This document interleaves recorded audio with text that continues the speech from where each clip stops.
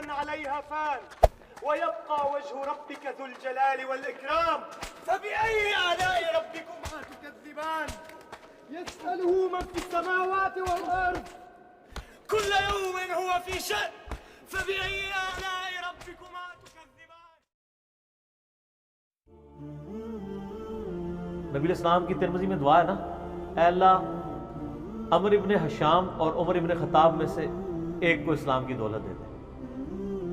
ابو جہل کو کیوں نہیں ملی؟ میں آپ کو ایک ہی فرق ایک ہی بندے کی زبانی بتا دیتا ہوں. حضرت عبداللہ ابن مسعود کہتے ہیں، صحیح بخاری میں آتا ہے کہ جب اس مرنے کے قریب تھا، وہ جو دو بچوں نے اس کو قتل کر کے نیچے گرایا، بھی اس کی رمق باقی تھی، تو میں اس کی جب گردن کاٹنے کے لیے اس کے سینے پہ چڑھا تو مجھے کہنے لگا کہ تم ایک یعنی کم ذات کے آدمی نے ایک بہت بڑی سواری کے اوپر سوار ہوا ہے اور میری گردن کو نیچے سے کاٹنا تاکہ سردار کی گردن نظر آئے. یہ اکڑ آخری وقت میں بھی نہیں جا رہی ہے.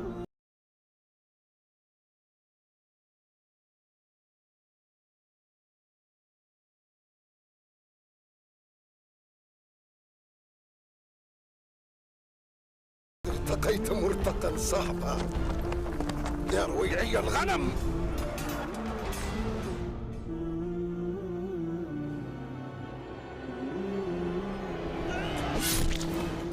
ٹھیک ہے جی.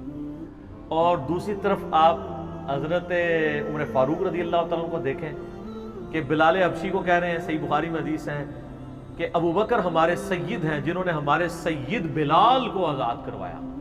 عرب کے بنو عدی کا سردار ایک حبشی کو، یہ آپ امیجن ہی نہیں کر سکتے آج کہ خاندانی وہاں پہ نظام، قریش تو اپنے برابر کسی کو سمجھتے نہیں تھے، سیدنا بلال کہتے. اور ایک دفعہ جب ابو جہل پٹائی کر رہا تھا عبداللہ ابن مسعود کی،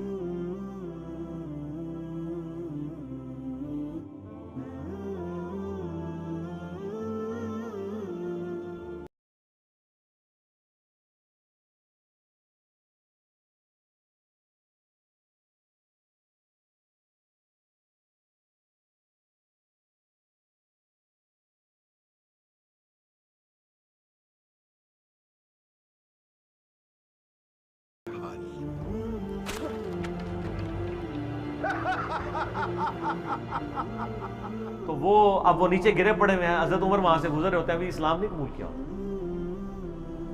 تو وہ ہاتھ پکڑ کے اسے اٹھاتے ہیں تو عبداللہ بن مسعود کی زبان سے نکل جاتا ہے کہ واللہ تم ان دونوں میں سے بہتر.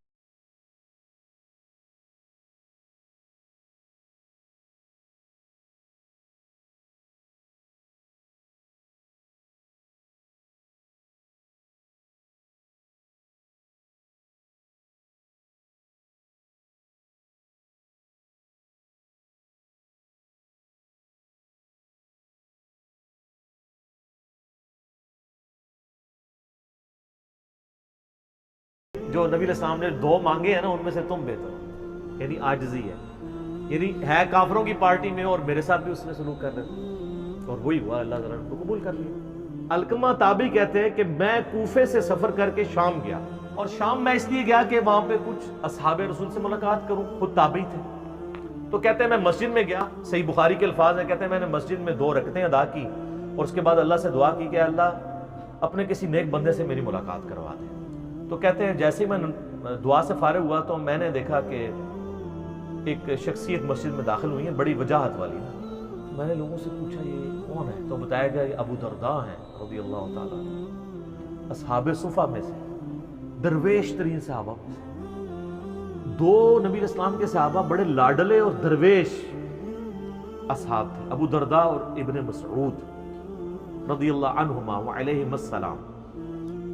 اسی لیے دیکھیں سیدنا عمر نے جب رومن امپائر گری ہے نا تو وہاں کا چیف جسٹس لگایا ہے ابو درداء کو، اور پرشین امپائر جب گری تو اس کا چیف جسٹس لگایا ابن مسعود کو. تو انہوں نے کہا حضرت میں نے تو ابھی بھی اللہ سے دعا کی تھی کہ کسی نیک بندے سے ملاقات ہو، میری دعا قبول ہو گئی، ابو درداء سے میری ملاقات ہو رہی ہے. ابو درداء رضی اللہ تعالیٰ نے فرمایا کدھر سے آئے ہو؟ کہا میں کوفہ سے. صحیح بخاری کے الفاظ ہیں، سیدنا ابو درداء کہتے ہیں کہ یار وہ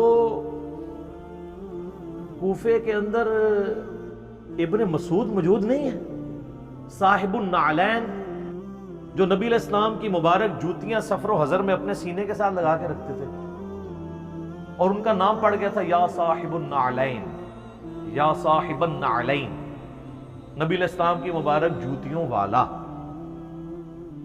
تو انہوں نے کہا ہاں ہے۔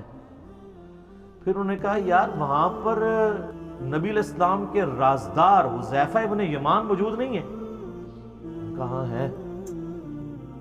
پھر انہوں نے کہا وہاں پر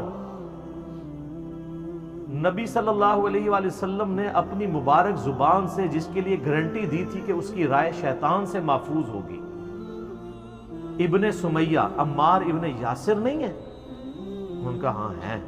تو انہوں نے کہا تم اتنی دور سے اتنے 3 بڑے بندوں کو چھوڑ کے شام میں کیا لینے آئے ہو؟ تو یہ امام بخاری نے ان 3 اصحاب کی فضیلت پہ جو چیپٹر باندھا ہے نا، تو یہ حدیث لی ہے۔ ابو درداء جن کی تعریف کر رہے ہیں کہ نبی علیہ السلام کے سفر و حضر میں جوتیاں اٹھانے والے صاحب النعلین ابن مسعود، اور بخاری میں یہ بھی حدیث موجود ہے کہ نبی علیہ السلام کی سنت پہ سب سے زیادہ عمل کرنے والے جو صحابی تھے نا، وہ ابن مسعود تھے رضی اللہ تعالیٰ عنہ۔ صحابہ میں یہ چیز ایگریڈ تھی، اور بخاری مسلم میں حدیث ہے 4 بندوں سے قرآن سیکھو، ان میں سے ایک ابن مسعود ہے۔ اور بخاری میں حدیث ہے ابن مسعود کہتے ہیں اگر میں جانتا ہوتا مجھ سے زیادہ کوئی قرآن جانتا ہے نا، میں اونٹوں کے جگر جلا کے سفر کرتا اور اس سے جا کے قرآن سیکھتا۔ میں نے 80 صورتیں نبی علیہ السلام کے پیچھے نماز میں کھڑے ہو کے یاد کی ہیں، ڈائریکٹ آپ علیہ السلام کی تلاوت سن کے۔ اچھا یہ کوئی تکبرانہ ان کے الفاظ نہیں تھے، ان کو یہ تھا کہ یار میں نے ایفرٹ پٹ کی ہے اس کام کے لیے۔ آج کل یوٹیوب پہ کلپ آتا تو ان کہنا ہے میں کرتا ہے۔ میری باتوں سے کئی لوگوں کو جواب مل گیا ہوگا۔ سر جس نے ایفرٹ پٹ کیا بتانا چاہتا ہے، اور اس سے آپ سے کوئی اجر نہیں مانگتا، چندہ نہیں مانگتا، کھال نہیں مانگتا قربانی کی، نہ آپ کی کھال مانگتا۔